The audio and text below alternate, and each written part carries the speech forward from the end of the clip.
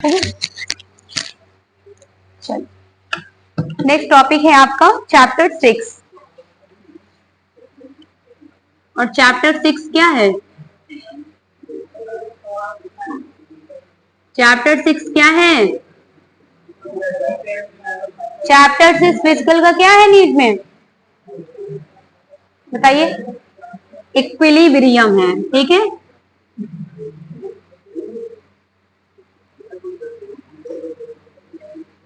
क्या होता है इक्विलिब्रियम?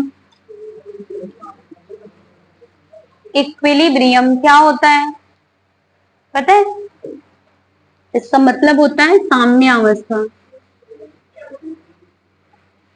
क्या होता है इसका मतलब? साम्य अवस्था। साम्य अवस्था का मतलब जानते हो? इसका मतलब बताओ पहले। अगर ये इसका आपको मीनिंग नहीं आएगी तो ये पढ़ाना बेकार है। साम्य मीन्स कुछ समझ आ रहा है? इक्विलिब्रियम बना है इक्वल से। किससे बना है? इक्वल से। और इक्वल का मतलब क्या होता है? ये मतलब ऐसी कोई रिएक्शन, ठीक है। लिख लो पहले, छाप लो। अभी हमने सिर्फ टॉपिक ही डाला है, पेन चलने लगी है सबकी। इसीलिए आज दिन तक तुम लोगों को कॉन्सेप्ट नहीं क्लियर है। बचपन से लेकर अभी तक सिर्फ छाप रहे हो, लिख रहे हो। लिखो नहीं, यहां रखने की कोशिश करो, यहां, ठीक है। लिखने की कोशिश मत करो, पुथन्ना घर में रह जाएगा। यहां देखो, पहली बात साम्य की बात हो रही। साम्य का मतलब होता है ऐसी कोई रिएक्शन जो एकदम स्टेबल हो जाए, मतलब इक्वल अमाउंट में आ जाए। यानी ऐसी कोई रिएक्शन जो फॉरवर्ड डायरेक्शन में भी जाए और बैकवर्ड डायरेक्शन में जाए। ये होता है इसका सिंबल। जैसे ए चेंज हो रहा है किसमें? सी एंड डी में, ठीक है। तो ये वापस से फिर किसमें बन जाए? ए प्लस बी में। तो ये जो आपका सिंबल है बीच में, इसको बोलते हैं क्या? साम्य अवस्था या इक्विलिब्रियम। समझ में आया? अब देखो, ये दो टाइप्स का होता है। कितने टाइप्स का होता है? ये रख कर दे, अभी लिखना नहीं। अभी हम बहुत अच्छी नोट्स बनवाएंगे। आप लोग भाई लिखा मत किया करो, ठीक है। हम लिखाते हैं आपको, लाइन टू लाइन लिखाते हैं। तो जब बोर्ड पे समझाया करें तो सिर्फ बोर्ड पे नजरें होनी चाहिए। आप देखिए, यहाँ पर साम्य अवस्था में टू टाइप की रिएक्शन पढ़ोगे। इनको सिर्फ पहचानना सीखो कि इनको पहचानना कैसे है, ठीक है। पहली रिएक्शन कौन सी है? कौन बताएगा? पढ़ा नहीं है? इरिवर्सिबल।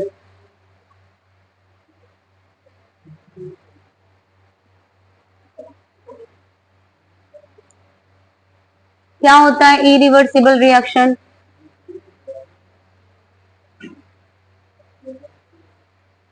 नाम सुना है कभी? नाम सुना है इरिवर्सिबल रिएक्शन? नहीं सुना? 11th क्लास नहीं पढ़े हो अभी? हाँ, हिंदी में बोलते हैं इसको अनुत्क्रमणीय। याद आया? क्या बोलते हैं इसको? अनुत्क्रमणीय अभिक्रिया। कुछ याद आया अब किसी को? और इसको बोलते हैं क्या? उत्क्रमणीय अभिक्रिया। अब बताओ इजी कौन सा, इंग्लिश वाला कि हिंदी वाला? कौन सा इजी है? इंग्लिश वाला ना। इसीलिए कहा जाता है कि इंग्लिश में लिखो तो आधे से ज्यादा जनसंख्या गायब हो गई थर्मोडायनेमिक्स में, है। देखो, दो टाइप्स की रिएक्शंस होती है साम्य अवस्था में। पहचानेंगे कैसे, ठीक है। मेन आपको जब ऑप्शन मिलेगा, जब क्वेश्चन का ऑप्शन मिलेगा, तब आपको पहचानना कैसे, वही यहां पर सीखना है। सबसे पहली रिएक्शन उठा ले हम, क्या? इरिवर्सिबल रिएक्शन क्या होती है? जब कोई रिएक्टेंट क्या हो, प्रोडक्ट में चेंज हो जाए, तो उसको क्या बोलते हैं? इरिवर्सिबल रिएक्शन या अनुत्क्रमणीय रिएक्शन। क्या बोलते हैं? अनुत्क्रमणीय रिएक्शन बोलते हैं, ठीक है। इतनी बात समझ में आई। दूसरी रिएक्शन है क्या? रिवर्सिबल, रिवर्सिबल का मतलब होता है कोई रिएक्शन हो, अब दोनों में डिफरेंस समझ में आया, यानी वो क्या हो, फॉरवर्ड में भी बने, ठीक है, और बैकवर्ड में भी बने। इसको किस टाइप की रिएक्शन बोलेंगे, क्या बोलेंगे इसको, रिवर्सिबल, और इसको कैसे बोलेंगे, इरिवर्सिबल। समझ में आ गया डिफरेंस, समझ में आया, सिंबल समझ में आया, पहचान लोगे, पहचान लोगे। अब किससे पहचानना है आपको, इस एरो से पहचानना है। और ये जो सिंबल है इसी को बोलते हैं साम्य अवस्था। साम्य अवस्था का मतलब होता है, जैसे यहाँ पर अगर इसका हम ग्राफ बनाए सी एंड डी का, तो मान लीजिए ये रिएक्शन हो रही है सी प्लस डी, मान लीजिए कोई प्रोडक्ट है सी प्लस डी बन रहा है, यहाँ पे सी प्लस डी, ये रिएक्शन यहाँ से चल रही, एक ऐसा समय आएगा जब ये कांस्टेंट हो जाएगी ये रिएक्शन, ठीक है। और दूसरा है आपका ए, ठीक है, रिएक्टेंट, और दूसरा है बी रिएक्टेंट। ये रिएक्शन क्या होगी, थोड़ी देर तक चलेगी, लेकिन एक समय ऐसा आएगा ये भी कांस्टेंट हो जाएगा, ये भी सेम रिएक्टेंट आएगा थोड़ी देर, ये भी क्या हो जाएगा, कांस्टेंट हो जाएगा। तो ये जो आपको डिस्टेंस मिल रहा है इसी को क्या बोलते हैं, इक्विलिब्रियम, या क्या बोलते हैं, साम्य अवस्था। अब समझ में आया, अब फ्रेमवर्क सिर्फ समझ में आया, अभी रिएक्शन नहीं लिखा रहे, थ्योरी नहीं बता रहे, सिर्फ फ्रेमवर्क है ये, इतना समझ में आ गया सबके। अब आपको रिएक्शन बताई जाए, जब कोई रिएक्शन ओनली वन डायरेक्शन में चले, ठीक है, जब कोई रिएक्शन ओनली वन डायरेक्शन में चले तो क्या कहलाएगी, जैसे हमने एक ही जगह क्या लिख लिया, NaOH, रिएक्शन करा दीजिए किससे, जिससे आपका मन करे उससे करा दीजिए, HCl से। तो देखो अगर किसी बच्चे को अगर रिएक्शन कराना नहीं आता तो पहले इसको 2 पार्ट में तोड़ लिया करो, ऐसे ऐसे, sodium plus charge, OH minus charge, ठीक है, इधर आपका क्या हो जाएगा, H plus charge, Cl minus charge, ठीक है। जिन बच्चों को नहीं आता, जो बच्चे 11th में है, ठीक है, तो रिएक्शन क्या बनेगी, ये वाला जो प्लस चार्ज है किसके साथ जाएगा, माइनस के साथ जाएगा, तो इसको जो है क्या करो आप, माइनस के साथ लिख दो। अब समझ में आया रिएक्शन के उधर प्रोडक्ट कैसे बनता है। प्लस अब यहाँ पर देखिए OH है लेकिन नेगेटिव आयन है, तो किसके साथ जाएगा, पॉजिटिव वाले के साथ, तो यहाँ क्या बन जाएगा, H2O बन जाएगा। समझ में आया, तो ये रिएक्शन कैसी हो जाएगी आपकी, इरिवर्सिबल रिएक्शन हो जाएगी। अब देखिए आपने मान लीजिए आप जो है एक बीकर ले लीजिए, ठीक है, बीकर समझते हैं, देखा होगा ना लैब में, एक बीकर ले लीजिए, उसमें आप सोडियम हाइड्रोक्साइड ले लीजिए, प्लस उसमें क्या ले लीजिए, HCl ले लीजिए, उसको क्या करिए, डिसॉल्व कर लीजिए, स्ट्रिंग कर लीजिए, घोल लीजिए, ठीक है। डिसॉल्व करने के बाद उसको थोड़ा सा हॉट करेंगे, ठीक है, हॉट करने के बाद आपको क्या मिलेगा, यहाँ पर NaCl मिलेगा, मिलेगा कि नहीं मिलेगा, अरे जब हॉट करोगे तो पनिया ऊपर उड़ जाएगा, नीचे जो उसका अब शेप बनेगा, प्रेसिपिटेट बनेगा, नीचे बन जाएगा। लेकिन जब आप इसको लैब में करते हो, आंखों के सामने करते हो, ये चीज समझ में आती है, लेकिन जब बोर्ड पे यही रिएक्शन लिख दी जाती है तो आपको नहीं समझ में आता है। अब बताओ ये जो आपको NaCl मिला है, क्या इसको तुम फिर से NaOH बना सकते हो, बना सकते हो, नहीं बनेगा। अगर जो प्रोडक्ट जो है रिएक्टेंट में नहीं चेंज होगा, जो रिएक्टेंट है वो प्रोडक्ट एक बार बन रहा है, दोबारा में वो रिएक्टेंट नहीं बन रहा है, तो कैसी रिएक्शन होगी, वो इरिवर्सिबल होगी या अनुत्क्रमणीय रिएक्शन होगी। समझ में आया, और पहचानने का तरीका क्या है, ये सिंबल समझ आ गया। दूसरे स्टेप में देख लें। अच्छा चलो ठीक है, एक क्वेश्चन आता है कि किन परिस्थितियों में ये बन सकता है, ये भी तो है ना, ये भी तो है। अगर मान लो है किन परिस्थितियों में ये बन सकता है, कैसे कैसे पहचाना जा सकता है कि बन सकता है कि नहीं बन सकता है, बताइए। एक मैंने आपको टर्म पढ़ाया था, पहचानने का तरीका इसका सिर्फ यही है कि या तो स्ट्रॉन्ग एसिड हो, स्ट्रॉन्ग एसिड हो और स्ट्रॉन्ग बेस हो। अब देखो ये आपका क्या है, स्ट्रॉन्ग बेस है कि नहीं है? ये क्या है, स्ट्रॉन्ग एसिड। एक दिन हमने लिखाया तो था इसके पहले वाले चैप्टर में। स्ट्रॉन्ग, अरे क्या बोलते हैं, प्रबल अम्ल, याद आया कुछ?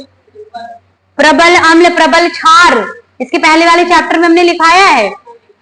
अगर ये रिएक्शन हो रही है कि सारी की सारी रिएक्शन कैसी होती हैं, इरिवर्सिबल होती हैं। स्ट्रॉन्ग एसिड, स्ट्रॉन्ग बेस की जितनी रिएक्शंस होंगी, जितने एग्जाम्पल होंगे, वो सारे के सारे कैसे होंगे आपके, इरिवर्सिबल होंगे या अनुत्क्रमणीय होंगे। दूसरी बात, ऐसी कोई रिएक्शन जिसमें, पहली बात तो ऐसे पहचान लेंगे ना, पहचान लेंगे, नहीं पहचान पाएंगे। देखो एसिड जो है, जब भी आप किसी को तोड़िए, जैसे ये CH3 COOH है, इसको तोड़ोगे तो ये H+ आयन मिलेगा, तो ये क्या कहलाएगा, आपका एसिड कहलाएगा। क्यों? क्योंकि जब आपने इसको तोड़ा तो यहाँ पर क्या मिला आपको, H+ आयन मिला। समझ आया? समझ आया? एसिड कैसे निकालते हैं, जिसके पास H+ आयन है वो एसिड है, और जिसके पास OH नेगेटिव आयन है वो क्या है, बेस है। समझ में आया? दूसरी बात देखिए, जहां पर ऐसी रिएक्शन मिलेगी वो सारी रिएक्शन कैसी होंगी, इरिवर्सिबल होंगी। हम जा सो रहे हो आज तुम। दूसरा है, जब किसी रिएक्शन में प्रेसिपिटेट बने, जब किसी रिएक्शन में प्रेसिपिटेट बने, प्रेसिपिटेट का मतलब क्या होता है, प्रेसिपिटेट का मतलब क्या होता है, अवक्षेप बचता है। ठीक है, जैसे आप किसी के रिएक्शन करा दीजिए, जैसे मैंने रिएक्शन करा दिया, काय का फार्मूला है ये, वाह मेरे बच्चों बहुत पढ़ाई कर रहे हो तुम लोग। 3 दिन हम एब्सेंट हो गए, तो ये है, ये क्या है, इसका नाम क्या है,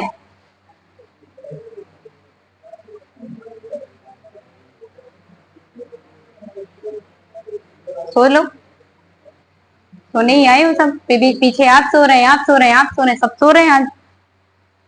क्या है ये, फार्मिक एसिड है। क्या है ये, फार्मिक एसिड में जब टॉलेन रिएजेंट डाला जाता है तो क्या बनता है,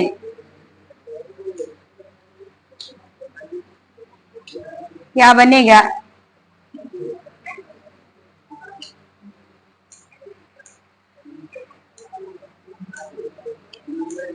हाँ, यहाँ प्रेजेंस होनी चाहिए, NaOH की प्रेजेंस होगी तब ये सोडियम का फॉर्मेट बनाएगा, प्लस ये Ag का क्या बनाएगा, प्रेसिपिटेट बनाएगा, अवक्षेप बनाएगा। ठीक है, यही बताना था। चलिए, इतनी बात समझ में आ गई? पहली बात समझ में आ गई कि नहीं आई? पहली रिएक्शन सबको समझ में आई? रिवर्सिबल बिल्कुल सिंपल है, एक डायरेक्शन में रिएक्शन चलती है, पहचानने का तरीका क्या है, एरो। ठीक। और दूसरी बात, कभी कभी क्या होता है, स्ट्रॉन्ग एसिड और स्ट्रॉन्ग बेस जहां भी आपको देखेंगे तो आप वहां पे तुरंत कौन से रिएक्शन लगाएंगे, इरिवर्सिबल। ठीक है। दूसरी बात, जिसमें प्रेसिपिटेट बनता है, नीचे लिखा रहता नहीं है, रेड प्रेसिपिटेट ऐसे लिखा रहता है, रेड प्रेसिपिटेट बन रहा है, येलो बन रहा है, लिखा रहता है रिएक्शन के नीचे। अगर वैसी है कोई भी रिएक्शन है, अगर उसमें प्रेसिपिटेट जैसा वर्ड बन रहा है, ठीक है, नीचे कुछ अवक्षेप बच रहा है, तो वो भी कैसी रिएक्शंस होती हैं, कैसी रिएक्शंस होती हैं, इरिवर्सिबल होती है। ठीक है, अब इस पे चले, ये बात सबको समझ में, थोड़ा सा रब कर दिया जाए। चलो देखो, अभी आपको लिखना पड़ेगा ना। दूसरी है रिएक्शन आपकी रिवर्सिबल। रिवर्सिबल में जैसे हम ले लें एग्जांपल, H2 का ले लिया जाए, प्लस I2 क्या बना देगा, हाइड्रोजन आयोडाइड बनाएगा। ये फॉरवर्ड में भी वही बनाएगा, बैकवर्ड में जब इसको तोड़ोगे तो फिर हाइड्रोजन में अलग और आयोडीन में अलग। समझ में आ रहा है कि नहीं आ रहा है? तो ये कैसी रिएक्शन हो जाएगी आपकी? कैसी रिएक्शन हो जाएगी? रिवर्सिबल। रिवर्सिबल रिएक्शन कैसी होती है? जो दोनों डायरेक्शन में चले, फॉरवर्ड में भी चले और बैकवर्ड में भी चले। समझ में आया? ये कॉन्सेप्ट कभी भूलोगे तो नहीं, छापने की जरूरत तो नहीं है, छापोगे तो नहीं, सबको कॉन्सेप्ट क्लियर है, कोई भूलेगा तो नहीं ना। चलो अब लिखो, अब टॉपिक डालो। समझ आया कि नहीं?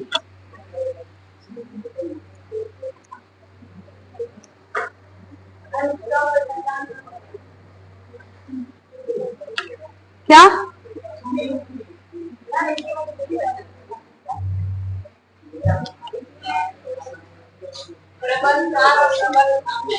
प्रिंसी, तुम्हारा नाम प्रिंस रखाया है राजकुमार, ये होती है पहचानने का तरीका। रिवर्सिबल ये होता है पहचानने का तरीका, एंड इरिवर्सिबल ये होता है। ठीक है, समझ आया? जब बता रहे थे तब दिमाग कहाँ था? हेडिंग लिखिए, इरिवर्सिबल रिएक्शन या अनुत्क्रमणीय अभिक्रिया।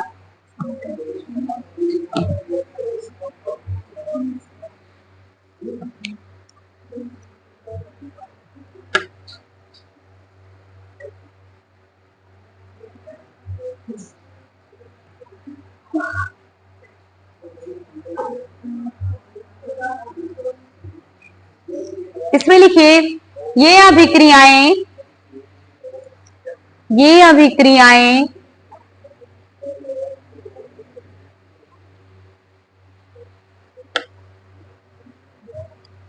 अभिक्रियाएं केवल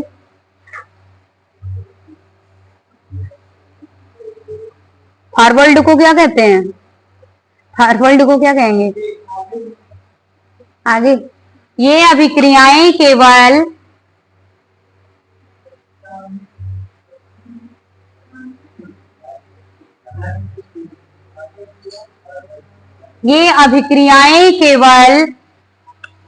अग्र दिशा में होती हैं। ये अभिक्रियाएं केवल अग्र दिशा में होती हैं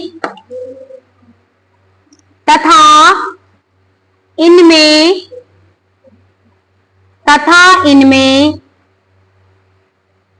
अभिकर्मक का उत्पाद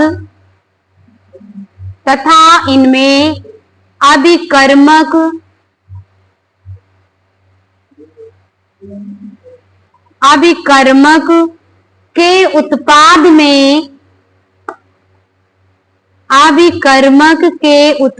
में पूर्ण परिवर्तन हो जाता है।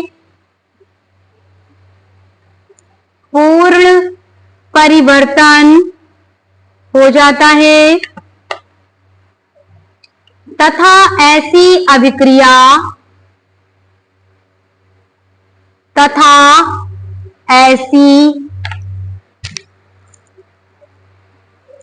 ऐसी अभिक्रिया कभी साम्यावस्था नहीं दिखाती है।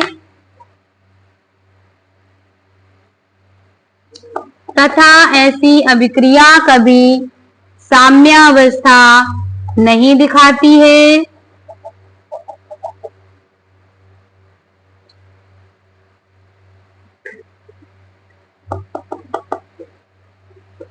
इन अभिक्रियाओं को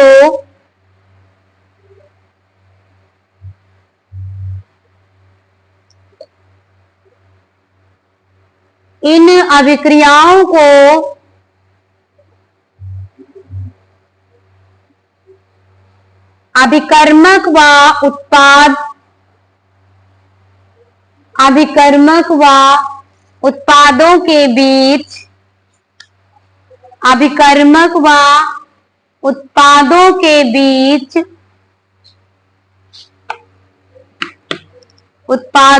बीच एरो कोई हिंदी में नहीं लिखेगा, सिंबल बनाइए। एरो का संकेत लगाकर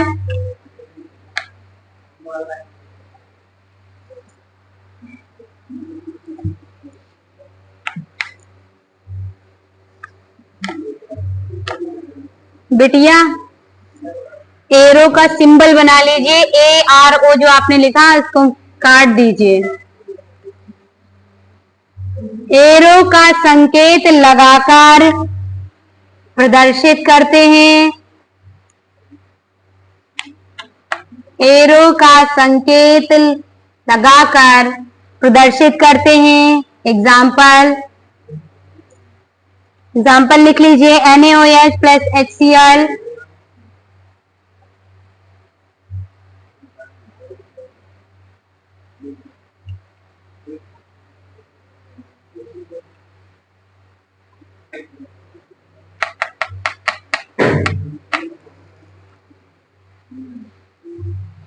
बहुत सारे एग्जाम्पल चाहे जितने लिख लो। और बताओ कोई, जैसे अगर कैल्शियम कार्बोनेट को गर्म करते हैं तो क्या क्या मिलता है?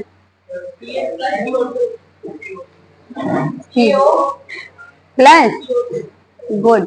और CO2 कैसा मिलेगा? Gas form. लिख लीजिए, पहली रिएक्शन है और बहुत सारी रिएक्शन है, लिख लो।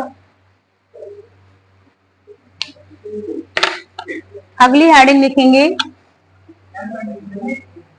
कंडीशन ही लिखाने जा रहे हैं।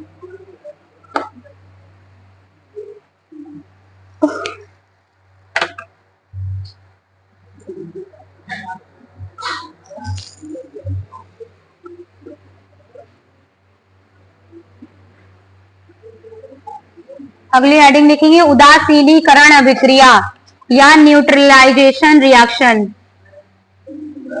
उदासीनीकरण अभिक्रिया, न्यूट्रलाइजेशन रिएक्शन। उदासीनीकरण अभिक्रिया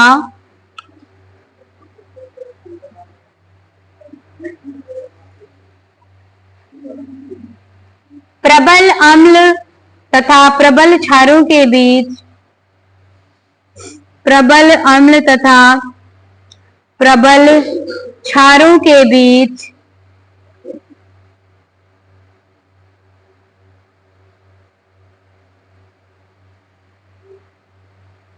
प्रबल अम्ल तथा प्रबल क्षारों के बीच होने वाली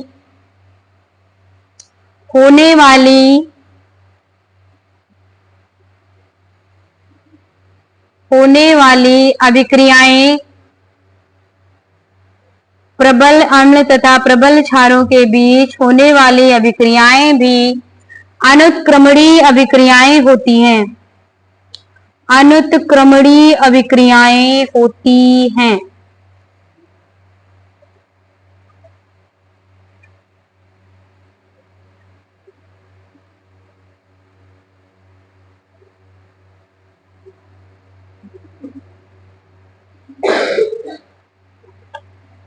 प्रबल अम्ल प्रबल क्षार का कोई दूसरा एग्जांपल बताओ।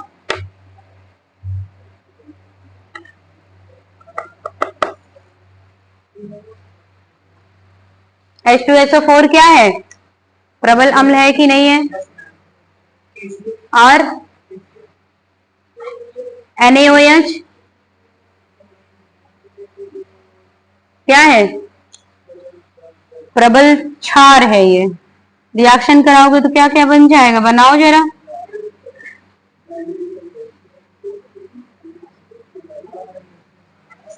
लिख लीजिए रिएक्शन।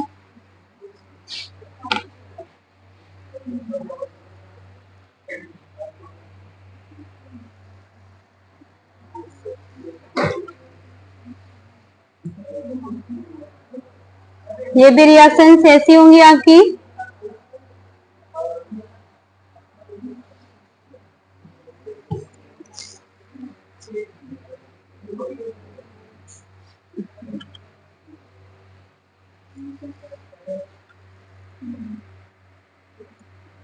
अगली हेडिंग लिखेंगे, अवक्षेपण अभिक्रिया, प्रेसिपिटेशन रिएक्शन।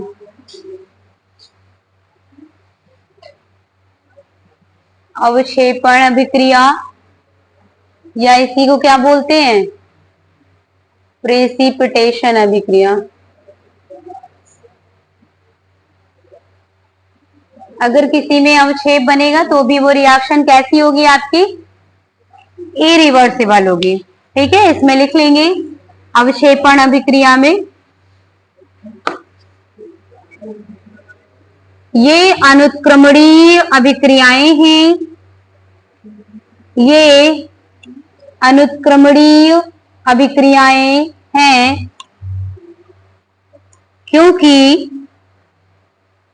क्योंकि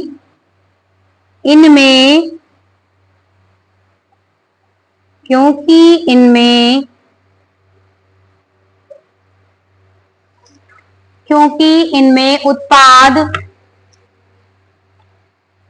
अवक्षेपित होकर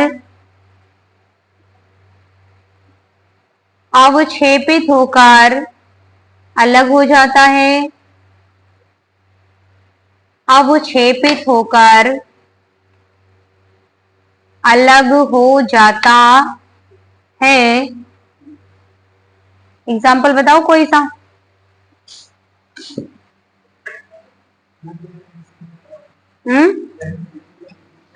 NaCl कहाँ होगा बेटा, अवक्षेप बनेगा, हाँ बन जाएगा, न्यूट्रलाइजेशन का भी बन जाएगा। एग्जाम्पल लिख लो, जैसे ले लिया जाए AgNO3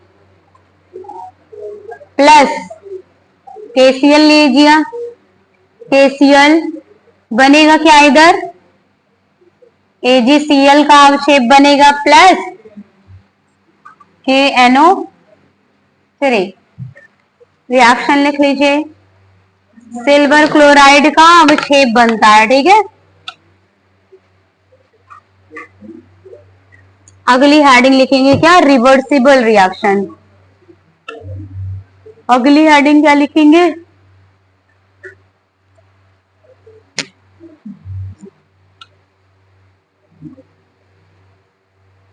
क्या हुआ संध्या, तबीयत नहीं ठीक है क्या तुम्हारी, क्या हुआ, फीवर, हमारी कैटेगरी में हूँ।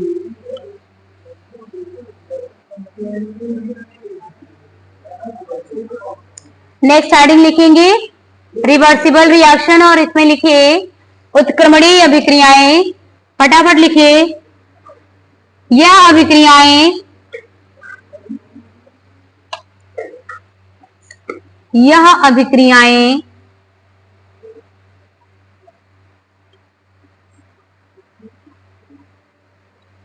अभिक्रियाएं अग्र व पश्च, फॉरवर्ड व बैकवर्ड, अग्र व पश्च दोनों दिशाओं में होती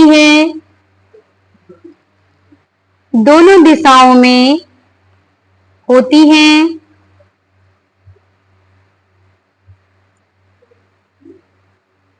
तथा ये अभिक्रियाएं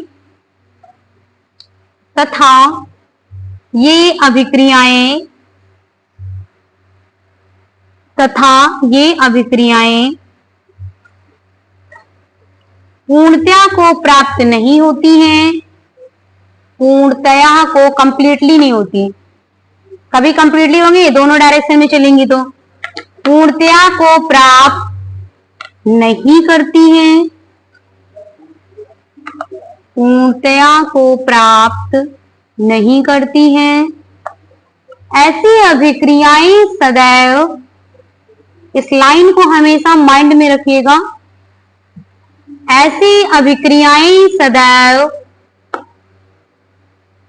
साम्यावस्था में रहती हैं, साम्यावस्था में रहती हैं। एग्जाम्पल लिख लेंगे, जैसे अभी आपने लिखा था H2 plus I2 2HI, hydrogen iodide, तीनों ही गैस फॉर्म में है। ठीक है,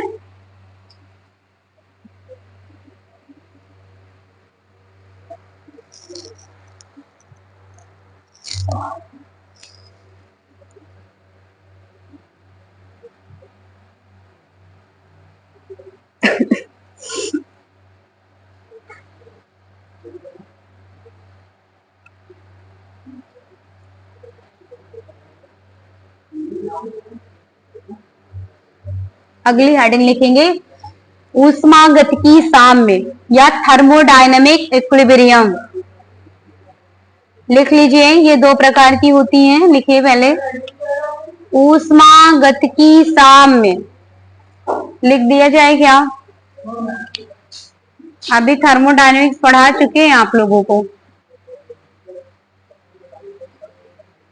ऊष्मागतिकी साम्य या थर्मोडायनेमिक इक्विलिब्रियम, ये दो टाइप की होती हैं, फिजिकल होती है और केमिकल होती है। लिख लेंगे पहले इसमें थोड़ा सा कुछ। लिखिए ऊष्मागतिकी साम्यावस्था, ऊष्मागतिकी साम्यावस्था किसी निकाय की या सिस्टम की, किसी निकाय की वह अवस्था है, किसी निकाय की वह अवस्था है जिस पर उस निकाय, जिस पर उस निकाय का किसी बाह्य उद्दीपन के, उस निकाय का किसी बाह्य उद्दीपन के, स्टिमुलस, उद्दीपन मीन्स स्टिमुलस, उद्दीपन के बिना परिवर्तित होने की, परिवर्तित होने की प्रवृत्ति समाप्त हो जाती है।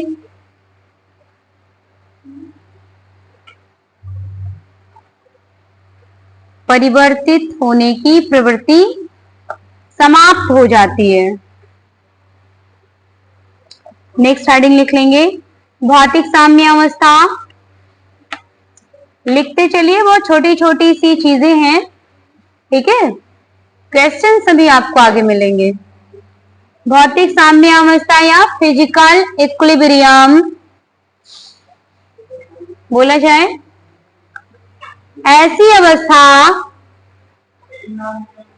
भौतिक साम्यावस्था, फिजिकल इक्विलिब्रियम, ऐसी अवस्था जब किसी भौतिक परिवर्तन में, जब किसी भौतिक परिवर्तन में पदार्थों की विभिन्न अवस्थाओं की, पदार्थों की विभिन्न अवस्थाओं की सांद्रता में, पदार्थों की विभिन्न अवस्थाओं की सांद्रता में समय के साथ परिवर्तन नहीं होता, समय के साथ परिवर्तन नहीं होता,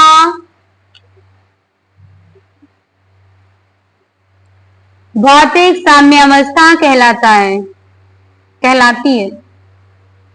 भौतिक साम्यावस्था कहलाती है।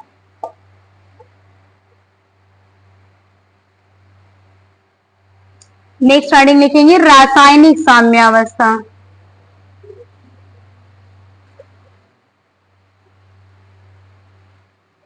रासायनिक साम्यावस्था में लिखेंगे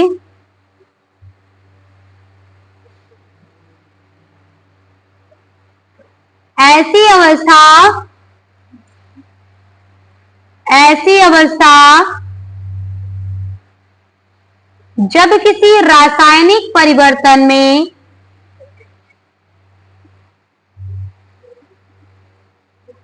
ऐसी अवस्था, जब किसी रासायनिक परिवर्तन में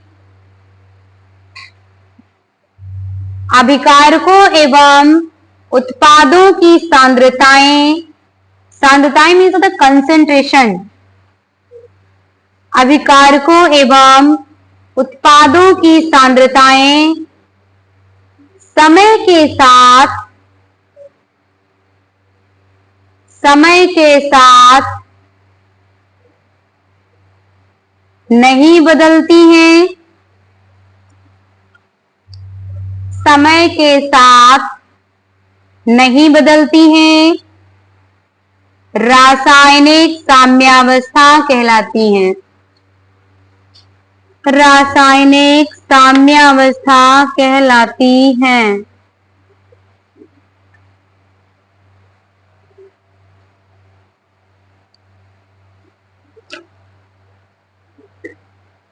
नेक्स्ट हेडिंग लिखेंगे रासायनिक साम्यावस्था की विशेषताएं,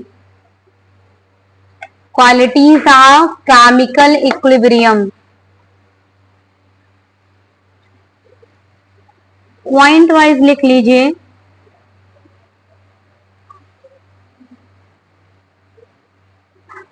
पॉइंट वाइज लिख लीजिए। पहला पॉइंट लिखिए, रासायनिक साम्यावस्था पर रासायनिक साम्यावस्था पर निकाय में उपस्थित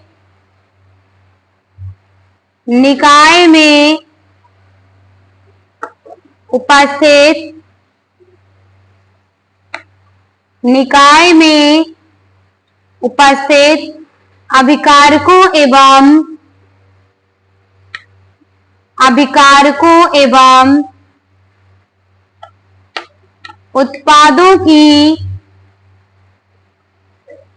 उत्पादों की सांद्रताएं समय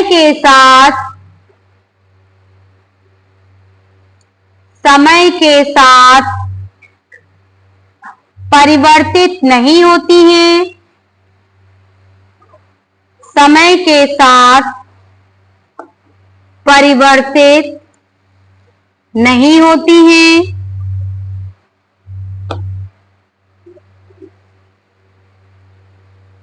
तथा स्थिर हो जाती हैं। स्थिर हो जाएंगी तभी तो इक्विलिब्रियम बनेगा।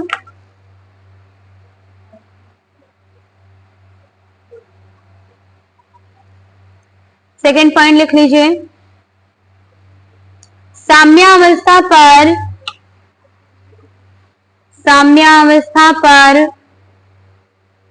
अग्र व पश्च अभिक्रियाओं की दर,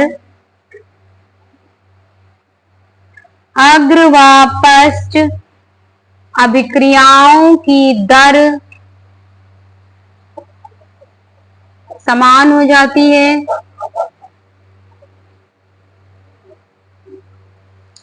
समान हो जाती है।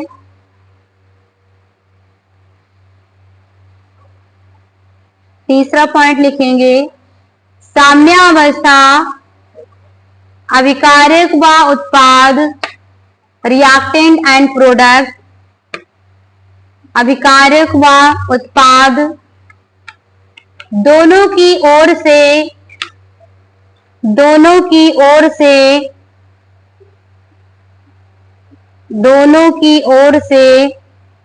प्राप्त की जा सकती है।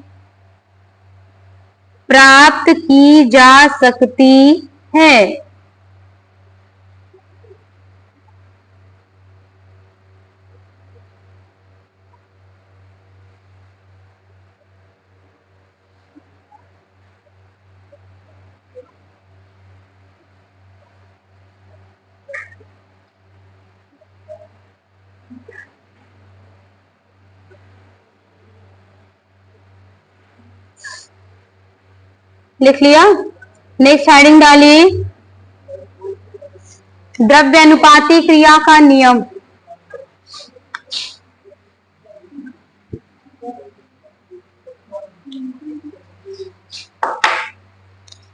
द्रव्य अनुपाती क्रिया का नियम।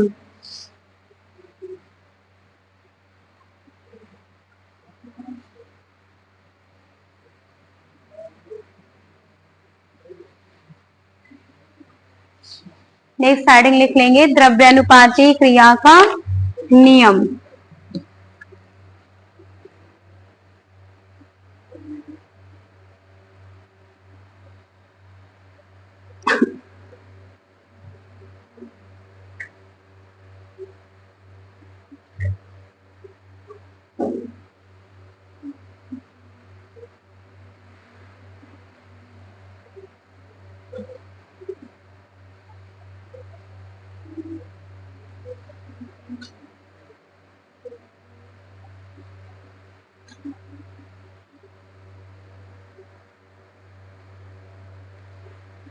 लिखा दिया जाए पहले थ्योरी थोड़ी सी।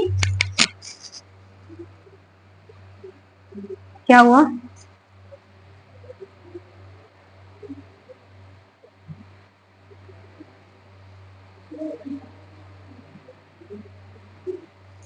लिखिए,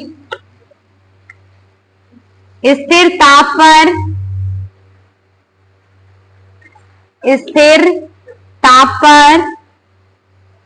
किसी पदार्थ की क्रिया करने की दर, स्थिर ताप पर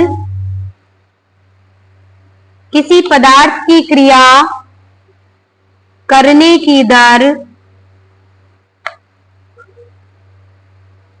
उसके उचित घातांक उसके उचित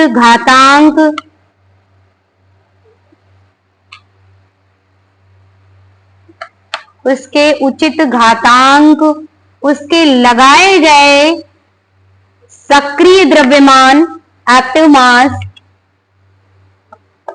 उसके लगाए गए सक्रिय द्रव्यमान की समानुपाती होती है। सक्रिय द्रव्यमान के समानुपाती होती है तथा अभिक्रिया के वेग अभिकारकों के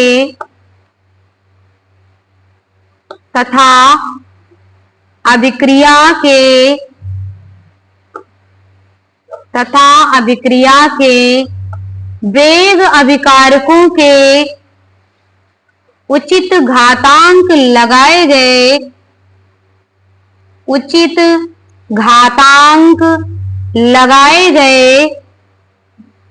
सक्रिय द्रव्यमान के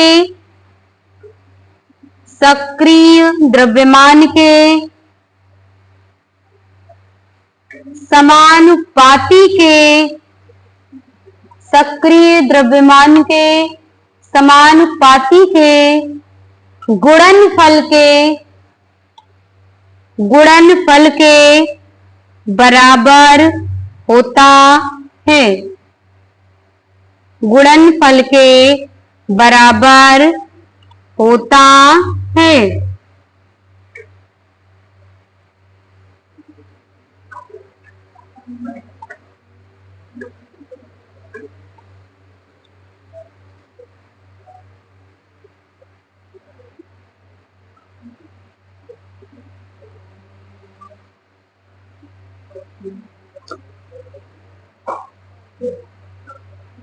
लिख लिया? अब देखो, मिस मत करिएगा, बोर्ड पे देखिएगा, स्टेप बाय स्टेप देखिएगा, अदरवाइज द्रव्यानुपाती क्रिया का नियम नहीं आएगा आपको समझ में। अब जो गाथा लिखे हो ना, उस गाथा का डिटेल देखो बोर्ड पे। अभी गाथा लिखे, कुछ समझ में आया है? नहीं आया ना? अभी बोर्ड पे देखोगे तो बहुत इजीली कर ले जाओगे।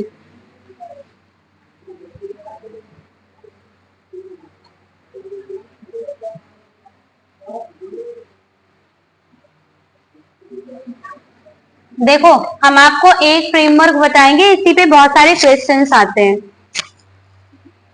जैसे कोई रिएक्टेंट है, कोई रिएक्टेंट ए है, मॉलिक्यूल इसका ए है, ठीक है, गैसियस स्टेट में है, प्लस रिएक्टेंट बी है, ये भी गैसियस स्टेट में है, और रिएक्शन कैसे हो रही है, इक्विलिब्रियम में हो रही है। ठीक है, तो प्रोडक्ट आपका क्या बन रहा है, सी। ठीक है, और यहाँ पे डी मॉलिक्यूल बन रहे हैं।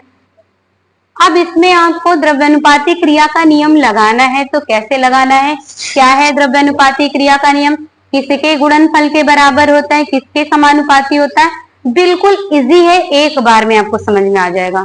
ठीक है, चलो पहली रिएक्शन ले लिया जाए फर्स्ट स्टेप में। जैसे ये रिएक्शन फॉरवर्ड डायरेक्शन में जा रही रिएक्शन, ठीक है, फॉरवर्ड डायरेक्शन में जा रही है, तो पहले हम क्या करेंगे, इस वाली रिएक्शन को लेंगे। ठीक है, सीधे जाएंगे, और फिर जब बैकवर्ड में आएंगे तो फिर पीछे आएंगे। समझ में आया? अगर रिएक्शन फॉरवर्ड हो रही है तो किसके समानुपाती होगा, ए। और ये जो मोल होता है ये घात में चला जाता है, यही तो आपने लिखा है अभी, उचित घातांक के लगाए गए सक्रिय द्रव्यमान। जो घात में लगता है वो क्या कहलाता है, एक्टिव मास कहलाता है, या उसको क्या कहा जाता है, सक्रिय द्रव्यमान। ठीक है, यहाँ कुछ भी हो सकता है। आगे, और इनके बीच में इनटू का सिंबल होता है। ठीक है, इतनी बात समझ में आई सबको? अगर यहाँ पे अगर हम समानुपात का निशान हटाएंगे तो क्या आएगा, कोई कांस्टेंट आएगा, कौन सा कांस्टेंट आएगा, RF it is equal to, इसको हटाएंगे तो यहाँ पर द्रव्यानुपाती क्रिया का स्थिरांक आएगा, कांस्टेंट आएगा।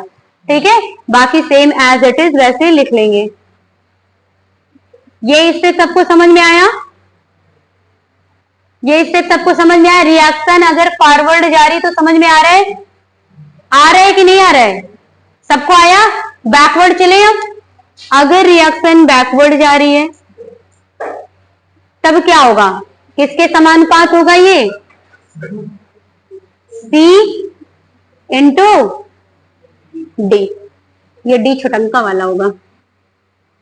ठीक है, अब देखिए यहां से अगर हम इसको हटाएंगे समानुपात का सिंबल तो क्या आ जाएगा, कोई कांस्टेंट आएगा।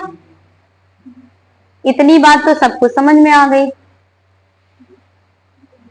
इतनी बात सबको समझ में आई। अब द्रव्यानुपाती क्रिया का नियम होता है क्या, KF it is equal to क्या हो जाएगा, KB। वैल्यू रख दो यहाँ पे। ठीक है, क्या हो जाएगा, KF की वैल्यू कितनी है, A की पावर में A और B की पावर में B it is equal to, इधर क्या हो जाएगा, C की पावर में C और D का एक्टिव मास कितना है, D। ठीक है, अगर इसको हम ऐसे लिख दें KF अपॉन KB तो कोई दिक्कत है?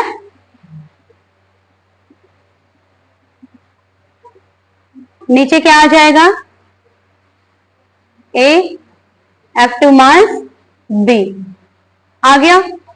अब देखिए अगर इसकी जगह पर हम रख दें क्या, ये रिएक्शन कैसी हो रही है आपकी, इक्विलिब्रियम स्टेट में हो रही है, साम्यावस्था में हो रही है। तो अगर हम इसको ये लिख दें E equilibrium it is equal to, बाकी पूरा यही। ठीक है, ऐसे लिखा जा सकता है KF अपॉन KB, क्योंकि ये इसकी वैल्यू तो लिखी है, तो इसको इस तरह हम लिख सकते हैं, लिख सकते हैं, लिख सकते हैं। ठीक है, लिख सकते हैं, या इसको हम इस तरह भी लिख सकते हैं KF upon KB it is equal to, reaction कैसी हो रही है, इक्विलिब्रियम में, इक्विलिब्रियम स्टेट में है, इसको इस तरह लिख सकते हैं, लिख सकते हैं। लेकिन आप बताइए अगर इस बैकवर्ड को हम पहले कर दें और फॉरवर्ड को बाद में कर दें इट इज इक्वल टू, तब ये रिएक्शन क्या साम्यावस्था में होगी, यस और नो?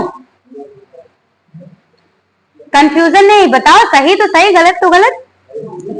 ये रिएक्शन होगी साम्यावस्था में, रहेगी रिएक्शन की नहीं है, रहेगी, गर्ल्स बताइए, पक्का रहेगी? क्या बात है भाई, ये नहीं रहेगी। ठीक है, और ये नोट पॉइंट में लिखना इन दोनों स्टेप को, पहले फॉरवर्ड जाइयो कि पहले आपका प्रोडक्ट है नहीं बना तो कैसे फॉरवर्ड चले गए, पहले फॉरवर्ड जाओगे, पहले रिएक्टेंट लोगे तभी तो प्रोडक्ट बनाओगे। जब यहाँ रिएक्टेंट लिया है नहीं तो कैसे बैकवर्ड से चले आओगे? नहीं आया दिमाग? लिख लीजिए इसको पूरा, थोड़ा सा दिमाग लगा लिया करो जरा सा। लिख लीजिए पूरा।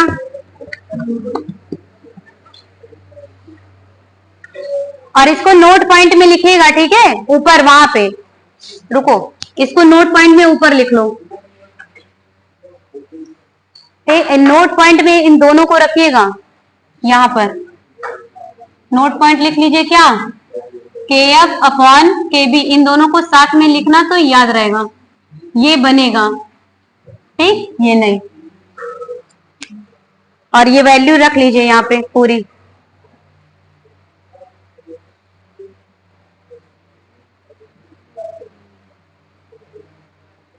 ऐसे पूरी वैल्यू लिख लीजिएगा।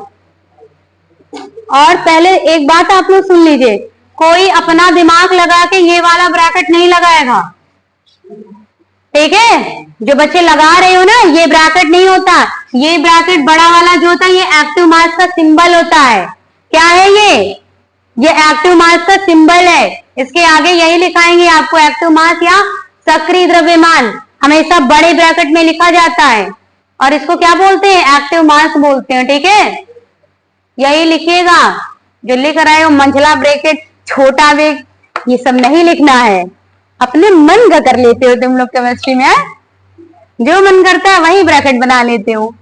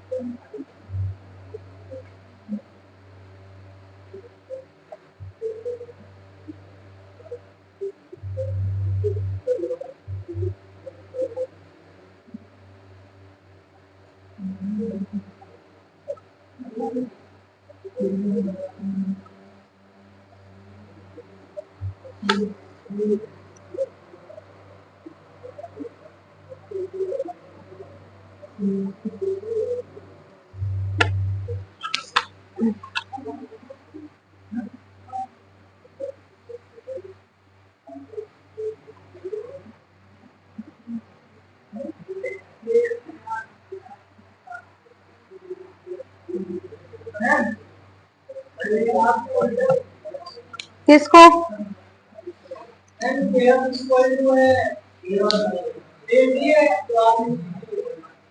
KF A है तो यहाँ पर कहाँ गलत लिखा है?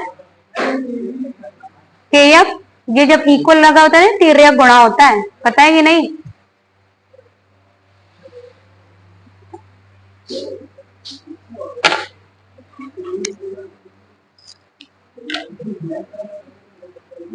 अगर आंसर नहीं आ रहा है तो इसको सॉल्व करने के लिए क्या करोगे, तिर्यक गुणा कर दोगे, ये इसके साथ जाएगा, ये इसके साथ जाएगा, सेम यही वैल्यू मिल जाएगी आपको।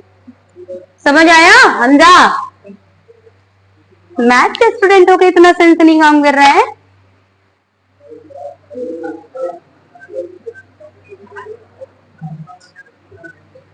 क्या हुआ आर्यन?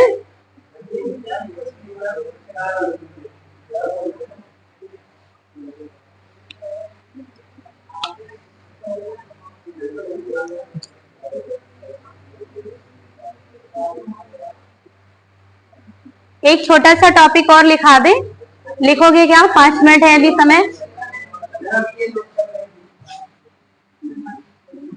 एक्टिव मास, और एक्टिव मास को बोलते हैं क्या है, सक्रिय द्रव्यमान। एक लाइन में लिख लो, और इसको इस ब्रैकेट से लिखा जाता है, इस ब्रैकेट से नहीं।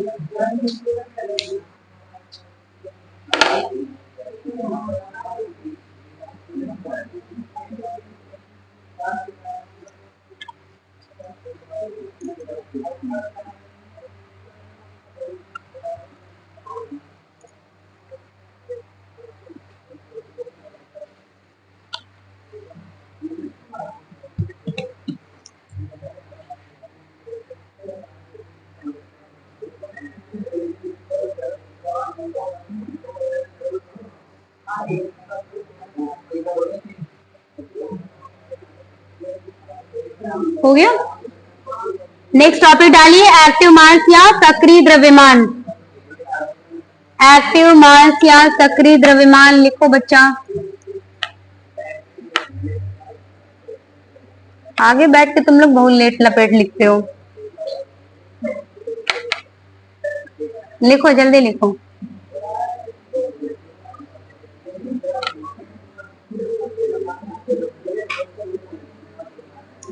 किसी पदार्थ का सक्रिय द्रव्यमान, किसी पदार्थ का सक्रिय द्रव्यमान मोलरता के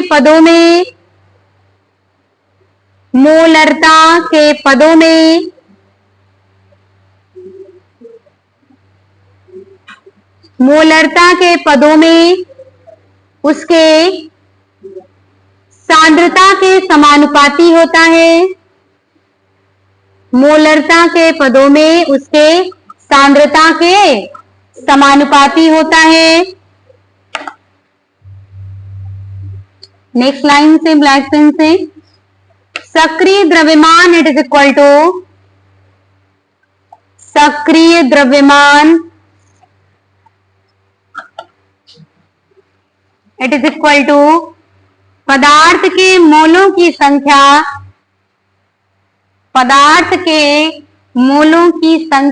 बटे आयतन। पदार्थ के मोलों की संख्या बटे आयतन।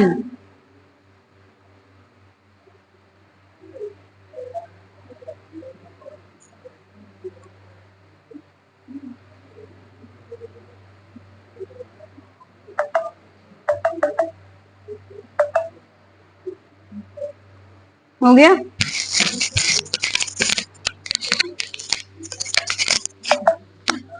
मयंक स्टॉप।